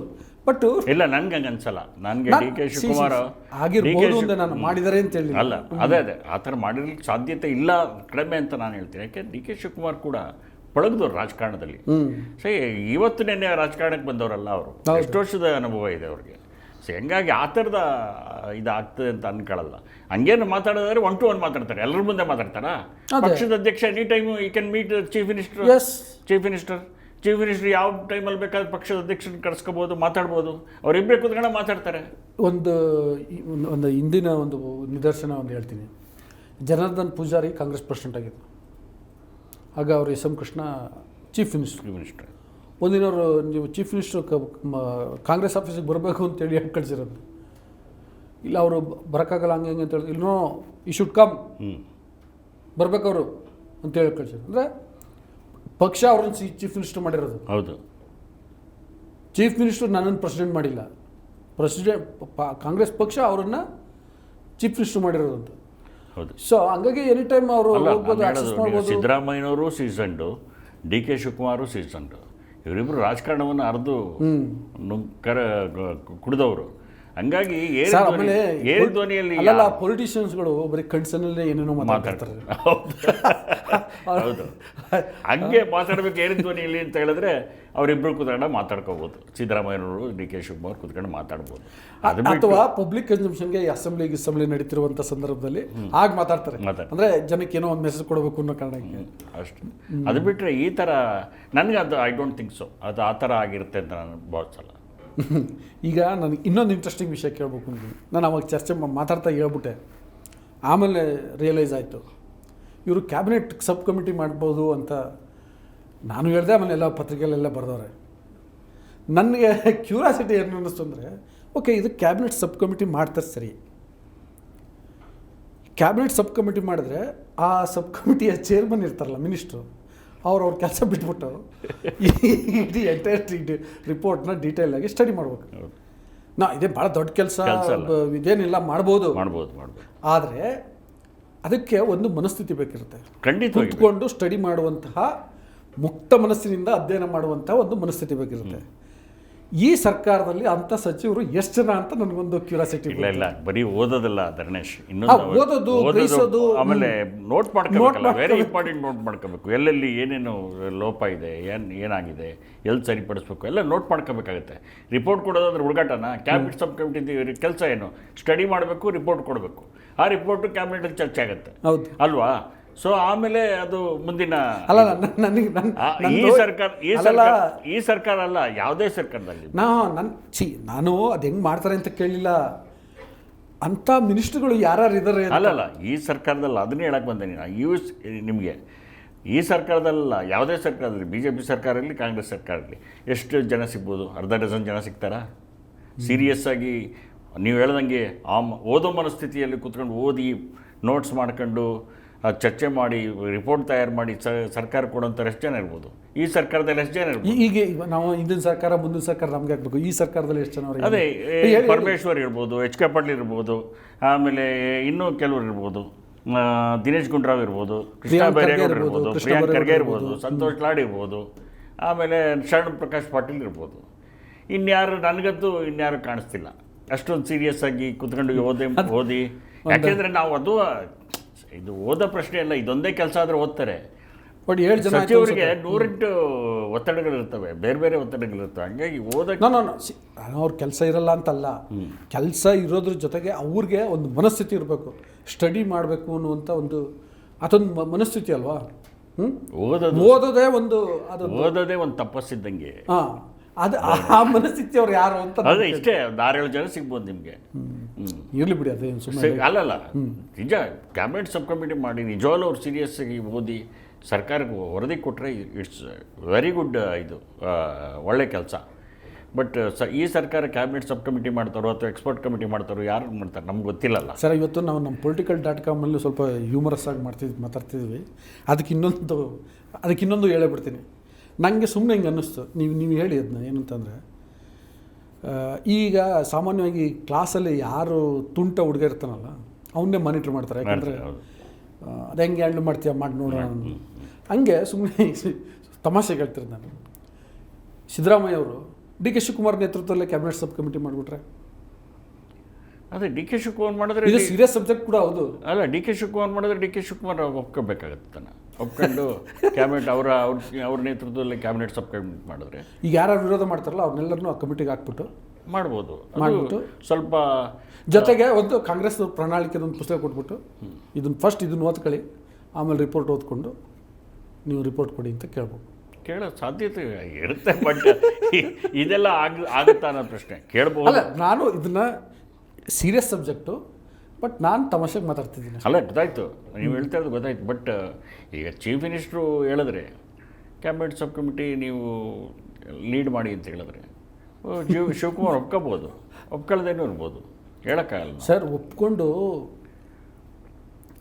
ಅವರು ಡಿ.ಕೆ. ಶಿವಕುಮಾರ್ ಬರೀ DCM ಅಷ್ಟೇ ಅಲ್ಲ, KPCC ಅಧ್ಯಕ್ಷ ಕೂಡ ಹೌದು. ಕಾಂಗ್ರೆಸ್ ಪಕ್ಷದ ಪ್ರಣಾಳಿಕೆಗೆ ಸಿದ್ದರಾಮಯ್ಯ ಅವ್ರಿಗಿಂತ ಹೆಚ್ಚು ಬೈಂಡಿಂಗ್ ಆಗಿರ್ಬೇಕಾಗಿರೋದು ಅವರು. ಪಕ್ಷದ ಪ್ರಣಾಳಿಕೆಯನ್ನು ಸರ್ಕಾರದ ಮೇಲೆ ಒತ್ತಡ ಏರಿ ಜಾರಿಗೊಳಿಸಬೇಕಾದ ಜವಾಬ್ದಾರಿ ಅವ್ರದ್ದು. ಸೊ ಹಂಗಾಗಿ ಕಾಂಗ್ರೆಸ್ ಪಕ್ಷದ ಪ್ರಣಾಳಿಕೆಯಲ್ಲಿ ಜಾತಿ ಜನಗಣತಿ ವರದಿಯನ್ನು ಜಾರಿ ಮಾಡ್ತೀವಿ ಅಂತ ಹೇಳಿದೆ ಕಾಂಗ್ರೆಸ್ ಪಕ್ಷ. ಅಲ್ಲ, ವಿರೋಧ ಮಾಡೋದಕ್ಕೆ ಕಾರಣಗಳೇನು ಅಂತ ನಮ್ಗೆ ಗೊತ್ತಾಗ್ತಿಲ್ವಲ್ಲ. ಒಕ್ಕಲಿಗರ ಅನ್ಯಾಯ ಆಗ್ತಾ ಇದೆ ಅಂತ ಹೇಳ್ತಾರೆ ಅವರು, ಅಲ್ವಾ? ಆದರೆ ಯಾವ ರೀತಿ ಅನ್ಯಾಯ ಆಗಿದೆ, ಏನು ಎತ್ತ, ಎಲ್ಲಿ ಲೋಪ ಆಗಿದೆ ಅಂತ ಅವರು ಈಗ ನೋಡಿ, ಇವೆಲ್ಲ ಈಗ ನಾವು ಸೋರಿಕೆ ಆಗಿರುವಂಥ ಮಾಹಿತಿಗಳನ್ನ ಇಟ್ಕೊಂಡು ಡಿಸ್ಕಸ್ ಮಾಡ್ತೀವಿ. ಸೋರಿಕೆ ಆಗಿರುವಂಥ ಮಾಹಿತಿಗಳ ಪ್ರಕಾರ ಏನು, ಮೀಸಲಾತಿ ಪ್ರಮಾಣವನ್ನು 75% ಹೆಚ್ಚಿಸಿ ಅಂತ ಶಿಫಾರಸು ಮಾಡಿದಾರಂತೆ. ಹಾಗೆ 75% ಮೀಸಲಾತಿಯ ಪ್ರಮಾಣ ಹೆಚ್ಚಳ ಆದರೆ ಒಕ್ಕಲಿಗರಿಗೆ 4% 7% ಅಂದರೆ 3% ಜಾಸ್ತಿ ಆಗುತ್ತೆ. ಅವ್ರಿಗೀಗ 7% ಮೀಸಲಾತಿ ಸಿಗುತ್ತೆ. ಲಿಂಗಾಯತರಿಗೆ ಈಗ 5% ಸಿಗ್ತಿತ್ತು, ನೆಕ್ಸ್ಟು 8% ಮೀಸಲಾತಿ ಸಿಗುತ್ತೆ. 3% ಮೀಸಲಾತಿ ಎರಡೂ ಕಮ್ಯುನಿಟಿಗಳಿಗೆ ಹೆಚ್ಚು ಸಿಗುತ್ತೆ. ಹಂಗಾಗಿ ಅಲ್ಲಿ ಅನ್ಯಾಯದ ಪ್ರಶ್ನೆ ಬರಲ್ಲ. ಅಲ್ಲ, ಅನ್ಯಾಯದ ಪ್ರಶ್ನೆ ಬರಲ್ಲ. ಈಗ ನೋಡಿ, ಈಗ ಎಲ್ಲ ಮಿನಿಸ್ಟ್ರುಗಳಿಗೂ ವರದಿ ಸಿಕ್ಕಿರ್ಬೋದು, ಓದಿರ್ಬೋದು. ಅಂದರೆ ಎಲ್ಲರೂ ಓದಿದ್ದಾರೆ ಅಂತ ನಾನು ಭಾವಿಸಲ್ಲ, ಕೆಲವರು ಓದಿರ್ತಾರೆ. ಅಲ್ಲ, ಈಗ ನಾವು ಓದೋದು ಈ ಬಗ್ಗೆ ಈಗಲೇ ಡಿಸ್ಕಸ್ ಮಾಡಿದ್ವಿ ನಾವು. ಹೌದು. ಆದರೆ ನಿಮಗೆ ಈ ವರದಿಯಲ್ಲಿ ನಿಜವಾಗ್ಲೂ ನಾನು ಓದಿದೆ, ಪೇಪರ್ಗಳು ಓದಿದೆ. OBC ಇದನ್ನು ರಿಸರ್ವೇಷನ್ ಪ್ರಮಾಣವನ್ನು 32%ಇಂದ 51%ಗೆ ಏರಿಸುವಂಥ ಪ್ರಸ್ತಾಪ ಇದೆ ಅಂತ ಹೇಳಿದೆ. ಆಮೇಲೆ ಬೇರೆ ಸ್ಟೇಟಲ್ಲಿ ತಮಿಳ್ನಾಡಲ್ಲಿ 69% ಇದೆ, ಮತ್ತು ಇದರಲ್ಲಿ ಜಾರ್ಖಂಡ್ನಲ್ಲಿ 77% ಎಷ್ಟೇ ಇದೆ ಅಂತ. ಹಂಗೆ ಜಾರ್ಖಂಡ್ನಲ್ಲಿರೋದು ಈ ಸುಪ್ರೀಂ ಕೋರ್ಟ್ ಒಂದು ಡಿಸಿಷನ್ ಇತ್ತಲ್ಲ, ಇಂದ್ರಸಾನಿ ಕೇಸು, ಮಾಡಿರೋದು. ಹೌದು, ಈವನ್ ತಮಿಳ್ನಾಡಲ್ಲೂ ಅದನ್ನು ಓವರ್ಟೇಕ್ ಮಾಡಿರೋದಲ್ವಾ ತಮಿಳ್ನಾಡು ಕೂಡ. ಬಟ್ ಅದು 9th ಶೆಡ್ಯೂಲ್ಗೆ ಸೇರಿಸಿದ್ದಾರೆ. ಅದಕ್ಕೊಂದು ಕಾನ್ಸ್ಟಿಟ್ಯೂಷನಲ್ ಪ್ರೊಟೆಕ್ಷನ್ ಇದೆ, ಅದು ಬೇರೆ ವಿಷಯ. ಬಟ್ ಇದು ಬ್ರೀಚ್ ಮಾಡಿರೋದು. ಈಗ ಇವರು ಇವತ್ತು ಆಯಿತು 75% ಮೀಸಲಾತಿ ಓಕೆ ಅಂತ ಅಂದ್ಬಿಡ್ತಾರೆ ಅಂತ ತಿಳ್ಕೊಳ್ಳಿ. ಆಮೇಲೆ 3% ಜಾಸ್ತಿ ಸಿಗುತ್ತೆ ಅಂತೇಳಿ ಒಕ್ಕಲಿಗರು ಓಕೆ ಅಂತಾರೆ, ಲಿಂಗಾಯತರು ಓಕೆ ಅಂತಂತಾರೆ. ಆಯಿತು, ಎಲ್ಲ ಮಾಡಿ ಇವರು ಫೈನಲಿ ಏನು ಮಾಡಬೇಕು, ಸೆಂಟ್ರಲ್ ಗೌರ್ಮೆಂಟ್ಗೆ ಗೊತ್ತಾಗಬೇಕು. ಅವರು ಅದನ್ನು ಸಂಸತ್ನಲ್ಲಿ ಚರ್ಚೆ ಮಾಡಿ ಬಿಲ್ ಪಾಸ್ ಮಾಡಿ 9th ಶೆಡ್ಯೂಲ್ಗೆ ಹಾಕಬೇಕು. ಸೊ ಫೈನಲಿ ಅದೇ ತಾನೇ ಆಗಬೇಕು, ಜಾರಿ ಅಂತ ಆಗಬೇಕು ಅಂದರೆ. ನನಗೊಂದು ಅರ್ಥ ಆಗದೆ ಇರೋದು, ಧರ್ಮೇಶ್ ಮಾತಿನ ಮಧ್ಯೆ ಇಂಟರ್ವ್ಯೂನಲ್ಲಿ ಕ್ಷಮೆ ಮಾಡಿ, ನನಗೊಂದು ಅರ್ಥ ಆಗದೆ ಇರೋದು ನೋಡಿ, SC/ST ರಿಸರ್ವೇಷನ್ ಬಂದಾಗ, OBC ರಿಸರ್ವೇಷನ್ ಬಂದಾಗ, ನಾನ್ ಬ್ರಾಹ್ಮಿನ್ಸ್ ಅದರ ಜಾತಿಗಳ ರಿಸರ್ವೇಷನ್ ಪ್ರಶ್ನೆ ಬಂದಾಗ ಇಷ್ಟೆಲ್ಲ ಗದ್ದಲಗಳು ಇವೆಲ್ಲ ಶುರು ಆಗ್ತವೆ. ಮೊನ್ನೆ ನಿಮ್ಗೆ ಗೊತ್ತಿದೆ, ನೀವು ಡೆಲ್ಲಿ ಕೆಲಸ ಮಾಡಿದ್ರಿ, ಎಕನಾಮಿಕಲಿ ಬ್ಯಾಕ್ವರ್ಡ್ ಕ್ಲಾಸಸ್ಗೆ 10% ರಿಸರ್ವೇಷನ್ ತಗೊಂಡ್ರು. ಯಾರಾದರೂ ದನಿ ಎತ್ತಿದ್ರ? ಇಡೀ ದೇಶದಲ್ಲಿ ಯಾವುದಾದ್ರು ಸಂಘಟನೆ ದನಿ ಎತ್ತುತ್ತಾ? ಯಾವುದಾದ್ರೂ ಸಾಮಾಜಿಕ ಚಿಂತಕರು, ಬುದ್ಧಿಜೀವಿಗಳ ದನಿ ಎತ್ತಿದ್ರ? ನಾನು ಈ ಚರ್ಚೆಯನ್ನು ಈ ಮುಖಾಂತರ ಮೊಟಕುಗೊಳಿಸ್ತಿದ್ದೀನಿ. ಏನು ಗೊತ್ತಾ, ಅಂದರೆ ಈ ಚರ್ಚೆ ಅಂದರೆ ನೀವು ಈಗ ರೈಸ್ ಮಾಡಿದಲ್ಲ ಈ ಇಶ್ಯೂನ, ಸುಪ್ರೀಂ ಕೋರ್ಟ್ ಏನು ಹೇಳಿಲ್ಲ. ಅಲ್ಲ, ನಮಗೆ ಸುಪ್ರೀಂ ಕೋರ್ಟ್ ಏನು ಮಾಡುತ್ತೆ ಗೊತ್ತೇ ನಿಮಗೆ, ಒಂದು ಎಕ್ಸ್ಟರ್ನಲ್ ಪ್ರೆಷರ್ ಕ್ರಿಯೇಟ್ ಆಗಬೇಕು. ಎಕ್ಸ್ಟರ್ನಲ್ ಪ್ರೆಷರ್ ಕ್ರಿಯೇಟ್ ಆಗಬೇಕು. ಈಗ ಸುಪ್ರೀಂ ಕೋರ್ಟು ಏನು ಹೇಳಿಲ್ಲ ಅಂತ ಹೇಳಿ ಜನಗಳು ಸುಮ್ಮನೆ ಕೂತ್ಕೊಳ್ಳೋಕ್ಕಾಗತ್ತಾ? ಜನಗಳು ಸುಮ್ಮನೆ ಕೂತ್ಕೋಬೇಕು ಹೇಳಿ. ಸುಪ್ರೀಂ ಕೋರ್ಟ್ಗೆ ಸುಪ್ರೀಂ ಅಲ್ಲ ಸರ್, ಸುಪ್ರೀಂ ಕೋರ್ಟ್ ಮೇಲೆ ಭಾಳ ನಿರೀಕ್ಷೆ ಇರೋ ಕಾರಣಕ್ಕೋಸ್ಕರ ನಾನು ಹೇಳಿ ಅಲ್ಲ, ನಿರೀಕ್ಷೆ ಇರುತ್ತೆ. ಆದರೆ ಕೋರ್ಟ್ ಇದನ್ನು ಪಕ್ಕಕ್ಕಿಡಿ, ನಾವು ಜುಡಿಷಿಯರಿ ಬಗ್ಗೆ ಪ್ರಸ್ತಾಪ ಮಾಡೋದು ಬೇಡ. ಆದರೆ ಎಕ್ಸ್ಟರ್ನಲಿ ಒಂದು ಪ್ರೆಷರ್ ಕ್ರಿಯೇಟ್ ಆಗಬೇಕು. ಆಗಿಲ್ಲ ಮತ್ತೆ ಎಷ್ಟು ಈಸಿಯಾಗಿ, ಎಷ್ಟು ಸದ್ದುಗದ್ದೆ ವಿತೌಟ್ ಡಿಸ್ಕಷನ್ 10% ರಿಸರ್ವೇಷನ್ ತಗೊಂಡ್ರೆ ಯಾರು ಮಾತಾಡಲಿಲ್ಲ? ದಲಿತ ಸಂಘಟನೆಗಳು ಮಾತಾಡಲಿಲ್ಲ, ಬ್ಯಾಕ್ವರ್ಡ್ ಕ್ಲಾಸ್ ಸಂಘಟನೆಗಳು ಮಾತಾಡಲಿಲ್ಲ, ಒಕ್ಕಲಿಗರ ಸಂಘಟನೆಗಳು ಮಾತಾಡಲಿಲ್ಲ, ಲಿಂಗಾಯತರ ಸಂಘಟನೆಗಳು ಮಾತಾಡಲಿಲ್ಲ, ಜಾಟ್ ಸಂಘಟನೆಗಳು ಮಾತಾಡಲಿಲ್ಲ, ರಜಪೂತ್ ಸಂಘಟನೆಗಳು ಮಾತಾಡಲಿಲ್ಲ. ಈ EWS 10% ರಿಸರ್ವೇಷನ್ ಯಾರಿಗೆ ಸಿಗುತ್ತೆ? ಬಹುಪಾಲು ಫಲಾನುಭವಿಗಳು ಯಾರು? ಮುಂದುವರೆದವರು. ಮತ್ತೆ ಹಾಗಾಗಿ ಇಂಥ ವಿಚಾರ ಅಲ್ಲಲ್ಲ, ಮುಂದುವರೆದವ್ರಕ್ಕಿಂತ ಹೆಚ್ಚಾಗಿ ಹಿಂದೆ ವಿ ಪಿ ಸಿಂಗ್ ಏನೋ ಕಾಲದಲ್ಲಿ ಬಂತಾರೆ, ವಿ ಪಿ ಸಿಂಗ್ ಕಾಲದಲ್ಲಿ ಮಂಡಲ್ ಕಮಿಷನು ಅದು ಸೇರಿದಂತೆ, ಅಥವಾ ದೇಶದ ಮೊಟ್ಟ ಮೊದಲ ಆಯೋಗವೂ ಸೇರಿದಂತೆ ಎಲ್ಲ ಈ ಸಮುದಾಯಗಳನ್ನ, ಅಂದರೆ ಈಗ ಫಾರ್ ಎಕ್ಸಾಂಪಲ್ ಕರ್ನಾಟಕದ ಬಗ್ಗೆ ಮಾತಾಡಿದ್ರೆ ಬ್ರಾಹ್ಮಣರು, ನಗರ್ತರು, ಮೊದಲಿಯಾರು, ಆಮೇಲೆ ಶೈವರು, ವೈಷ್ಣವರು, ಇಷ್ಟು ಕಮ್ಯುನಿಟಿಗಳು ಬಿಟ್ಟರೆ ಮಿಕ್ತವ್ರನ್ನೆಲ್ಲರೂ ಬೇರೆ ಬೇರೆ ಕೆಟಗರಿಯಲ್ಲಿ ಇದ್ದಾರೆ. ಇಷ್ಟು ಜನಕ್ಕೆ ಇಟ್ಟಿರಲಿಲ್ಲ. ಇವ್ರನ್ನ ಯಾಕೆ ಇಟ್ಟಿರಲಿಲ್ಲ? ಬಿಕಾಸ್ ಅವರ ಸೋಷಿಯಲ್ ಸ್ಟೇಟಸ್ಸು ಹಿಂದುಳಿದ ವರ್ಗಗಳ ಏನು ಅದಕ್ಕೊಂದು ಮಾನದಂಡ ಬೇಕಲ್ಲ, ಅದಕ್ಕೆ ಸೂಟ್ ಆಗಲ್ಲ ಅಂತ. ಇವು ಹಿಂದುಳಿದ ವರ್ಗಗಳ ಜಾತಿ ಅಲ್ಲ, ಹಿಂದುಳಿದ ಜಾತಿಗಳಲ್ಲ. ಹೌದು, ಆ ಜಾತಿಗಳ ಗುಣಲಕ್ಷಣಗಳು ಹಿಂದುಳಿದ ಜಾತಿಗಳಂತೆ ಇಲ್ಲ ಅನ್ನೋ ಕಾರಣಕ್ಕೆ ಈಗ ಅಂದರೆ ಆಗ 1961ರಲ್ಲಿ ಅನಿಸುತ್ತೆ ಫಸ್ಟ್ ಆಯೋಗ ರಚನೆ ಆಗಿದ್ದು. ಆಗ ಹಿಂದುಳಿದೇ ಇರುವಂಥವ್ರು ಅದೇ ಇದೇ ಬ್ರಾಹ್ಮಣ, ನಗರ್ತರು, ಮೊದಲಿಯಾರು, ವೈಶ್ಯ ಈ ಕಮ್ಯುನಿಟಿಗಳು ಈಗ ಹಿಂದುಳಿದಿದ್ದವ. ಈಗಲೂ ಅದು ಆ್ಯಕ್ಚುಲಿ ಅವ್ರು ಹಿಂದುಳಿದವರು ಅಂತ ಕೊಟ್ಟಿಲ್ಲ, EWS ಅಂತ ಕೊಟ್ಟರೆ. ಬಟ್ ಅಗೇನ್ ಈ ಎಕನಾಮಿಕಲಿ ವೀಕರ್ ಸೆಕ್ಷನ್ ಅಂದರೆ ಅದೇ ತಾನೇ ನಾವು ಚರ್ಚೆ ಮಾಡಬೇಕಾಗಿರೋದು. ನೀವು ಸರಿಯಾದ ಪ್ರಶ್ನೆ ಇರ್ತೀರಿ. ಈಗ 50% ರಿಸರ್ವೇಷನ್ ಹೋದರೆ ಇನ್ನು 50% ಯಾರಿಗೆ ಬರ್ತದೆ? General merit. ಈ ಜನರಲ್ ಮೆರಿಟನ್ನು ನೀವು ರಿವ್ಯೂ ಮಾಡಿದ್ರೆ, ಯಾವ್ಯಾವ ಜಾತಿಗಳಿಗೆ ಸಿಕ್ಕಿದೆ ಅಂತ ರಿವ್ಯೂ ಮಾಡಿದ್ರೆ, ನಿಜವಾಗ್ಲೂ ನಾವು ಮಾತಾಡಬೇಕಾಗಿದ್ದು, ದನಿ ಎತ್ತಬೇಕಾಗಿದ್ದು ಯಾವುದ್ರ ಬಗ್ಗೆ ಅಂತ ನಮ್ಗೆ ಗೊತ್ತಾಗುತ್ತೆ. ಅದನ್ನು ನಾವು ಮಾಡಬೇಕು. ಅದನ್ನು ಬಿಟ್ಟು ನಾವೇ ಹೊಡೆದಾಡ್ಕೊಂಡ್ರೆ ಏನು? ಲಿಂಗಾಯತರು ನಮ್ಗೆ ಅನ್ಯಾಯ ಆಯಿತು ಅಂತಾರೆ, ಒಕ್ಕಲಿಗರು ನಮ್ಗೆ ಅನ್ಯಾಯ ಆಯಿತು ಅಂತಾರೆ, ದಲಿತರು ನಮ್ಗೆ ಅನ್ಯಾಯ ಆಯಿತು ಅಂತಾರೆ, ಇನ್ನೊಂದು ಬೇರೆ ಜಾತಿ ಕುರುಬರು ನಮ್ಗೆ ಅನ್ಯಾಯ ಆಯಿತು ಅಂತಾರೆ. ಈ ಜನರಲ್ ಮೆರಿಟ್ 50% ಬಗ್ಗೆ ಯಾರು ಮಾತಾಡ್ದೇ ಇಲ್ಲಲ್ಲ. EWS 10% ಬಗ್ಗೆ ಯಾರು ಮಾತಾಡಲೇ ಇಲ್ಲಲ್ಲ.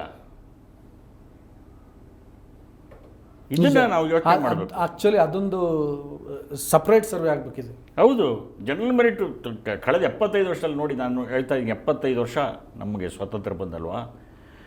ನಾನು ಚಿಕ್ಕವನಿದ್ದಾಗ ಏನು ನೋಡ್ತಿದ್ನೋ ಇವತ್ತು ಅವ್ರನ್ನೇ ನೋಡ್ತಾ ಇದ್ದೀನಿ.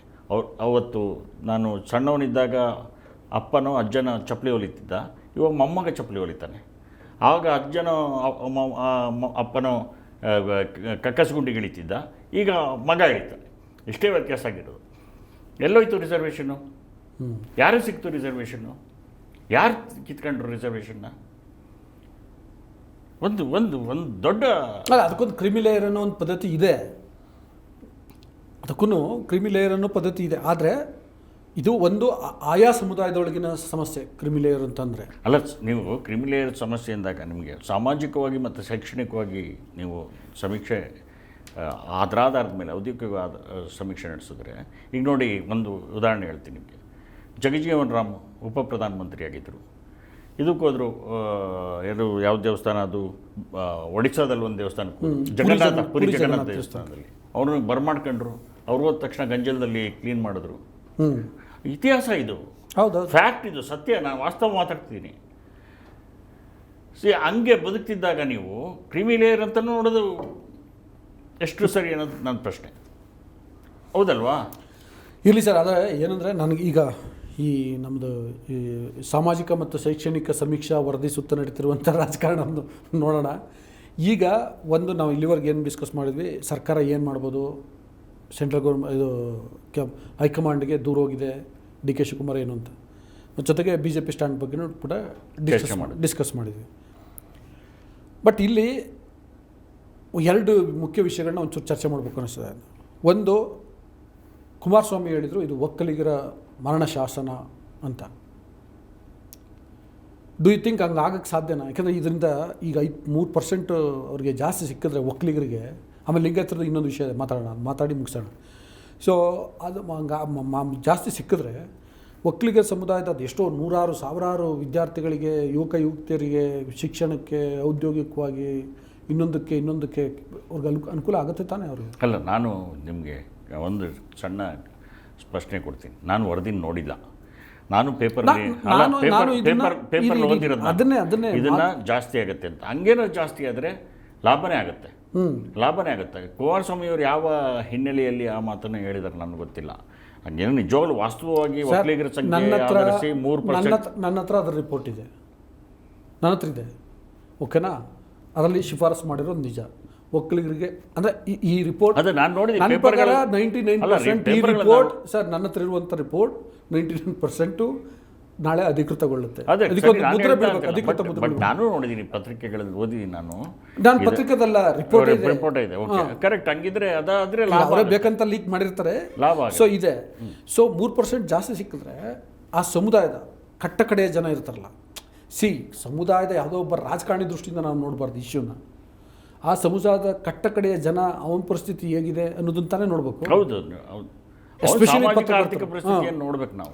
ಸೊ ಅವ್ರಿಗೆ ಲಾಭ ಆಗುತ್ತೆ ಅನ್ನೋದಾದ್ರೆ ಇವ್ರು ಈ ಥರ ಹಿಂಗೆ ರಾಜಕೀಯ ಕಾರಣಕ್ಕೆ ವಿರೋಧ ಮಾಡಿದ್ರೆ. ಅಲ್ಲ, ನಾನು ಹೇಳಿದ್ನಲ್ಲ ನಿಮಗೆ, ಕುಮಾರಸ್ವಾಮಿ ಯಾಕೆ ಹಂಗೆ ಮಾತಾಡಿದ್ರೆ ಗೊತ್ತಿಲ್ಲ ಬಹುಶಃ ನನಗೆ ಇದಿಲ್ಲ, ನನಗೆ ಮಾಹಿತಿ ಇಲ್ಲ ಅವ್ರು ಯಾಕೆ ಹಂಗೆ ಮಾತಾಡೋದು ಗೊತ್ತಾ. ನೀವು ಹೇಳೋಂಗೆ ನಿಜವಾಗ್ಲೂ ಲಾಭ ಆಗದಾರೆ ಒಕ್ಕಲಿಗರಿಗೆ. ಇಟ್ಸ್ ಎ ವೆಲ್ಕಮಿಂಗ್ ಮೂವ್ ಇದು. ಆಯಿತಾ? ಈ ಒಕ್ಕಲಿಗರ ವಿಷಯಕ್ಕೆ ಬರ್ತೀನಿ, ಲಿಂಗಾಯತರ ವಿಷಯಕ್ಕೆ.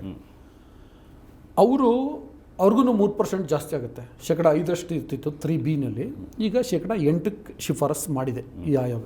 ಓಕೆ, ಅಗೇನ್ ಒಕ್ಕಲಿಗರಿಗಿನ್ನ ಲಿಂಗಾಯತರಲ್ಲಿ ಈ ಉಪಜಾತಿಗಳು ಜಾಸ್ತಿ ಸಿಕ್ಕಾಪಟ್ಟೆ ಇದೆ. ಹೌದು, ಆ ಜಾತಿಗಳಿಗೆ ತುಂಬ ಅನುಕೂಲ ಆಗುತ್ತೆ. ಸೊ ಹಂಗಿದ್ರೂ ಕೆಲವರು ವಿರೋಧ ಮಾಡ್ತಿದ್ದಾರೆ. ಇದರಲ್ಲಿ ಬಹಳ ಮುಖ್ಯವಾಗಿ ಶಾಮನೂರು ಶಿವಶಂಕರಪ್ಪ ಅವರು ಒಕ್ಕಲಿಗರು ಮತ್ತು ಲಿಂಗಾಯತರನ್ನ ಬಿಟ್ಟು ನೀವು ರಾಜಕಾರಣ ಮಾಡ್ತೀರಾ, ರಾಜ್ಯಭಾರ ಮಾಡಲಿಕ್ಕೆ ಸಾಧ್ಯನಾ ಅಂತೆಲ್ಲ ಮಾತಾಡ್ತಾರೆ. ಅಂದರೆ ಒಂದು ರೀತಿಯಲ್ಲಿ ಧಮಕಿ ಹಾಕೋ ರೀತಿ ಮಾತಾಡ್ತಾರೆ. ಸೊ ಇದಕ್ಕೆ ಈಗ ನೀವು ಒಬ್ಬ ರಾಜಕೀಯ ವರದಿಗಾರರಾಗಿ, ವಿಶ್ಲೇಷಕರಾಗಿ ನೀವು ಹೆಂಗೆ ಗಮನಿಸ್ತೀರಿ ಅಂತ? ಮತ್ತು ಈಗ ಪಾರ್ಟಿ ಏನೂ ಆಕ್ಷನ್ ತಗೊಂಡಿಲ್ಲ ಅವ್ರ ಮೇಲೆ. ಯಾವುದೇ ರಾಜಕಾರಣಿಗೆ ಅಥವಾ ಯಾವುದೇ ಶಾಸಕನಿಗೆ ತನ್ನ ಜಾತಿಯ ಹಿತಾಸಕ್ತಿಯನ್ನು ಕಾಪಾಡೋದು ಮುಖ್ಯ ಆಗಿರುತ್ತೆ. ಯಾವುದೇ ಜಾತಿಯವರಿರಲಿ ಅವರು. ನೀವು ಜಾತಿ ಮೀರಿದ ಒಬ್ಬ ರಾಜಕಾರಣಿ ನಂಗೆ ತೋರಿಸಿ ನೋಡೋಣ. ಇಲ್ಲ, ಅವ್ರ ಜಾತಿ ಇಂಪಾರ್ಟೆಂಟ್ ಆಗುತ್ತೆ. ಆಮೇಲೆ ಅವ್ರ ಜಾತಿಯ ಮತಗಳನ್ನ ನಂಬ್ಕೊಂಡು ಅವ್ರು ರಾಜಕಾರಣ ಮಾಡ್ತಿರ್ತಾರೆ. ಈಗ JDSಗೆ ನೀವು ಕುಮಾರಸ್ವಾಮಿಗೆ ಹೇಳಿದ್ರಿ. ಕುಮಾರಸ್ವಾಮಿಗೆ ಹಳೆ ಮೈಸೂರು ಭಾಗದಲ್ಲಿ ಒಕ್ಕಲಿಗರ ಓಟು ವೆರಿ ಇಂಪಾರ್ಟೆಂಟ್, ಭಾಳ ಇಂಪಾರ್ಟೆಂಟ್. ಅದೇ ದೃಷ್ಟಿಯಲ್ಲಿ ಇಟ್ಕೊಂಡು ಅವ್ರು ಮಾತಾಡಿರ್ಬೋದು. ಹಾಗೆ ಶಾಮನೂರು ಶಿವಶಂಕರಪ್ಪನವ್ರಿಗೆ ಲಿಂಗಾಯತರ ಮತ ಬ್ಯಾಂಕ್. ಸೊ ನಾನು ಅದನ್ನೇ ಹೇಳ್ತಿದ್ದೀನಲ್ಲ, ಈಗ ನನ್ನ ಹತ್ರ ಇದೆ ಅಂತಂದರೆ ಶಾಮನೂರು ಶಿವಶಂಕರಪ್ಪ ಅವ್ರಿಗೆ ಅಥವಾ ಕುಮಾರಸ್ವಾಮಿ ಅವ್ರಿಗೆ ಆಕ್ಸೆಸ್ ಮಾಡೋಕ್ಕಾಗಲ್ವಾ? ಮಾಡ್ಬೋದು, ಯಾಕೆ ಮಾಡೋಕ್ಕಾಗಲ್ಲ? ಮಾಡಿರುತ್ತೆ, ಅವ್ರಿಗೆ ಗೊತ್ತಿರುತ್ತೆ. ಅವ್ರಿಗೂ ಭಾಳ ಸ್ಪಷ್ಟವಾಗಿ ಗೊತ್ತಿದೆ, ನಮ್ಮ ಕಮ್ಯುನಿಟಿಗಳಿಗೆ 3% ಹೆಚ್ಚು ಮೀಸಲಾತಿ ಸಿಗ್ತಿದೆ ಮತ್ತು ಇದರಿಂದ ಲಾಭ. ಸರ್, ಡೆಫಿನೆಟ್ಲಿ ನಾನು ರಿಪೋರ್ಟ್ ಓದಿ ನನ್ನ ಖಚಿತ ಅಭಿಪ್ರಾಯ ಹೇಳ್ತೀನಿ, ಕೇಳಿ. ನಂದಷ್ಟು ಕ್ಲಿಯರಾಗಿ ಹೇಳ್ತಿದ್ದೀನಿ. ಈ ಜಾತಿ ಜನಗಣತಿ ವರದಿ ಜಾರಿ ಆದರೆ ಅತಿ ಹೆಚ್ಚು ಲಾಭ ಆಗೋದು ಲಿಂಗಾಯತರು ಮತ್ತು ಒಕ್ಕಲಿಗರಿಗೆ. ಸೊ ಆದರೆ ರಾಜಕಾರಣಿಗಳಿಗೆಲ್ಲ, ಜನಸಾಮಾನ್ಯರಿಗೆ ಅಲ್ಲ. ಇದರಿಂದ ಕಟ್ಟಕಡೆಯ ಜನಕ್ಕೆ ಅಲ್ಲ, ಇನ್ನೊಂದು ಉದ್ದೇಶ ಇರ್ಬೋದು. ಇದರಿಂದ ಬಾರ್ಗೈನ್ ಮಾಡುವಂಥ ಒಂದು ಇದು ಇರ್ಬೋದು, ಇನ್ನೊಂದು ಸ್ವಲ್ಪ ಜಾಸ್ತಿ ಸಿಗಲಿ ಅನ್ನೋ ಮನೋಭಾವನೂ. ಬಟ್ ಈ ಸ್ಟೇಜಲ್ಲಿ ಆಗಲ್ವಲ್ಲ. ಈ ಸ್ಟೇಜಲ್ಲಿ ಆಗಲ್ಲ. ಅದನ್ನ ಏನು ಮಾಡಬೇಕು? ಬಹುಶಃ ಅದನ್ನು ರಿವ್ಯೂ ಮಾಡಿಸ್ಬೋದು. ರಿಪೋರ್ಟ್ನ ರಿವ್ಯೂ ಮಾಡಿಸುವಂಥ ಒಂದು ಒತ್ತಡ ಏರಿ ರಿವ್ಯೂ ಮಾಡಿಸಿ ಆ ಥರದಲ್ಲಿ ಏನಾದರೂ ಒಂದು ಪರಿಹಾರ ಕಂಡುಹಿಡ್ತಾರೆ ನನಗೆ ಗೊತ್ತಿಲ್ಲ. ನನಗೆ ನೀವು ರಿವ್ಯೂ ಮಾಡಬೇಕು ಅಂದರೆ ಯಾವಾಗ ಮಾಡಬೇಕು? First you should read the report ಅಲ್ವಾ? ಹೌದು, ಓದಿ ಇದು ಸರಿ ಇಲ್ಲ ಅಂತ ಹೇಳಿದ್ರೆ ದಟ್ಸ್ ಓಕೆ. ಏನೂ ಓದಿಲ್ಲ, ಸುಮ್ಮನೆ ನನ್ನ ಪ್ರಕಾರ ಓದಿಲ್ಲ ಅಲ್ಲ, ಓದಿರ್ತಾರೆ, ಆದರೆ ಅದನ್ನ ಮಿಸ್ಇಂಟರ್ಪ್ರಿಟೇಟ್ ಮಾಡ್ತಿದ್ದಾರೆ ಅಂತ ಅನ್ನಿಸ್ತಿದೆ. ಇರ್ಬೋದು. ನನಗೆ ಅದ್ರ ಬಗ್ಗೆ ಮಾಹಿತಿ ಇಲ್ಲ. ಬಟ್ ಯಾವುದೇ ಜಾತಿಯ ನಾಯಕರುಗಳು ತನ್ನ ಜಾತಿಯನ್ನು ಬಂಡವಾಳ ಮಾಡ್ಕೊಂಡು ಅದರ ಆಧಾರದ ಮೇಲೆ ರಾಜಕಾರಣ ಮಾಡೋದು ನಾನು ನೋಡಿದ್ದೀನಿ. ಅದೇ ನಡೀತಾ ಇರೋದು. ಸೊ ಹಂಗಾಗಿ ಶಾಮನೂರು ಶಿವಶಂಕರಪ್ಪ ಆಗಲಿ ಕುಮಾರಸ್ವಾಮಿ ಅವರಾಗಲಿ ಹಂಗೆ ಮಾಡಿರ್ಬೋದು. ಅದಕ್ಕೆ ಯಾಕೆಂದರೆ ಇನ್ನೇನು ಹೆಚ್ಚು ನಿರೀಕ್ಷೆ ಮಾಡ್ತೀರಿ ಅಂತ ನೀವು? ಇಲ್ಲ, ಕುಮಾರಸ್ವಾಮಿ ಇಲ್ಲ ನೀವು ರಿಪೋರ್ಟ್ನ ನಾವು ಆ್ಯಸ್ ಇಟ್ ಈಸ್ ಇಂಪ್ಲಿಮೆಂಟ್ ಮಾಡೋಕೆ ಒಪ್ಕೊತೀವಿ ಅಂತ ಹೆಂಗೆ ಹೇಳ್ತಾರೆ? ಯಾಕೆಂದರೆ ಬೇರೆ ಸರ್ಕಾರದ ಗೌರ್ಮೆಂಟು ಅವ್ರ ಪಕ್ಷ ಬೇರೆ, ಹಂಗಾಗಿ ಅವ್ರ ಈಗ ನೀವೇ ಹೇಳಿದ್ರಿ ಆ ನಾಯಕರುಗಳಿಗೆ ಅವರವರ ಸಮುದಾಯದ ಹಿತ ಮುಖ್ಯ ಅಂತ. ಹಂಗಿದ್ಮೇಲೆ ಸಮುದಾಯಕ್ಕೆ ಒಳ್ಳೇದಾಗುತ್ತೆ ಅಂದರೆ ಯಾವ್ದು ಸರ್ಕಾರ ಮಾಡಿದ್ರೆ ನೀವು ಒಪ್ಕೋಬೇಕು ಅಲ್ಲ. ಇದರಿಂದ ನೀವು ಮಾತಾಡೋದು ಸುಲಭ ಇದೆಯಾ? ಅದು EWS ಮಾಡಿದಾಗ ಒಪ್ಕೊಳ್ಳಿವಾ? EWS ಮಾಡಿದಾಗ ಒಪ್ಕೊಂಡ್ರು. ನಾನು ಹೇಳಿದ್ನಲ್ಲ ನಿಮಗೆ, EWS ಮಾಡಿದಾಗ ಯಾರೂ ಮಾತಾಡಲಿಲ್ಲ. ಇಡೀ ಅಲ್ಲಲ್ಲ, ಎಲ್ಲರೂ ಕಾಂಗ್ರೆಸ್ ಮಾತಾಡಿಲ್ಲ, ಯಾರು ಮಾತಾಡಿಲ್ಲ, ಖರ್ಗೆನೂ ಮಾತಾಡಿಲ್ಲ. ಹಂಗಾಗಿ ಆಗ EWS ಮಾತಾಡಿದಾಗ ಅದು ಬೇರೆ ಮೆಸೇಜೇ ಹೋಯ್ತು ಬಿಡಿ. ಅದು EWS ಮಾತಾಡಿದಾಗ ಈಗ ಮಾತಾಡಬೇಕಾಗಿತ್ತು, EWS ಮಾಡಿದಾಗ ಮಾತಾಡಬೇಕಾಗಿತ್ತು. ನಾನು ಅದನ್ನೇ ಹೇಳ್ದೆ ನಿಮಗೆ. ಈಗ ಅನಗತ್ಯ ಹಿಂಗೆ ಹೊಡೆದಾಟ ಮಾಡೋದು ಅನಗತ್ಯ. ಇದನ್ನು ಬಹಿರಂಗ ಚರ್ಚೆಗೆ ಬಿಡಬೇಕು. ಎಲ್ಲೋಪ ಅಲ್ಲ, ನನ್ನ ಕನ್ಸರ್ನ್ ಏನು ಗೊತ್ತಾ, ಅಗೇನ್ ಐ ಆಮ್ ಟೆಲಿಂಗ್, ಆ ಸಮುದಾಯದ ಕಟ್ಟ ಕಡೆಯ ಜನರಿಗೆ ಆಗೋ ಅನ್ಯಾಯ. ಇವರು ಏನಾಗುತ್ತೆ, ಮೀಸಲಾತಿ ಮನೆ ಮುಂದಕ್ಕೆ ಬಂದು ನಿಂತಿದೆ. ಈಗ ಇವರು ಯಾರೋ 4 ಜನ ರಾಜಕಾರಣಿಗಳು ಸೇರಿ ಬಾಗಿಲಾಕ್ಬಿಟ್ರೆ ಏನು ಲಾಭ ಬರುತ್ತೆ? ಸೊ ಮನೆ ಬಾಗಿಲಿಗೆ ಬಂದಿರುವಂಥ ಮೀಸಲಾತಿನ ಇವರ ರಾಜಕೀಯ ಕಾರಣಗಳಿಗೋಸ್ಕರ ದೂರ ತಳ್ತಿದ್ದಾರೆ ಅನ್ನೋ ಕಾರಣಕ್ಕೆ ಕೇಳಿದೆ ನಾನು. ಅಲ್ಲ, ನೀವು ಆಲೋಚನೆ ಮಾಡೋ ವಿಧಾನ ಬೇರೆ ಇರುತ್ತೆ, ಕುಮಾರಸ್ವಾಮಿ ಶಾಮನೂರು ಶಿವಶಂಕರಪ್ಪನವರು ಆಲೋಚನೆ ಮಾಡೋ ವಿಧಾನ ಬೇರೆ ಇರುತ್ತೆ. ಈಗ ಅವ್ರ ಜಾಗದಲ್ಲಿ ಕೂತ್ಕೊಂಡು ನಾವು ಆಲೋಚನೆ ಮಾಡೋಕ್ಕಾಗಲ್ಲ. ಅವ್ರು ಯಾವ ಕಾರಣಕ್ಕೆ ವಿರೋಧ ಮಾಡ್ತಾ ಇದ್ದಾರೆ, ಅವ್ರ ಮನಸ್ಸಲ್ಲಿ ಏನಿದೆ, ಅವರೇನು ಅದನ್ನು ಹಿಂಗೆ ಅರ್ಥ ಮಾಡ್ಕೊಂಡಿದ್ದಾರೆ, ಅದೆಲ್ಲವೂ ಮುಖ್ಯ ಆಗುತ್ತೆ, ಹೌದಲ್ವಾ? ಸೊ ಹಂಗಾಗಿ ಥ್ಯಾಂಕ್ ಯು ಸರ್, ಇವತ್ತಿನ political.com ಕಾರ್ಯಕ್ರಮದಲ್ಲಿ ಭಾಗವಹಿಸಿ ಮಾತಾಡಿದ್ದಕ್ಕೆ.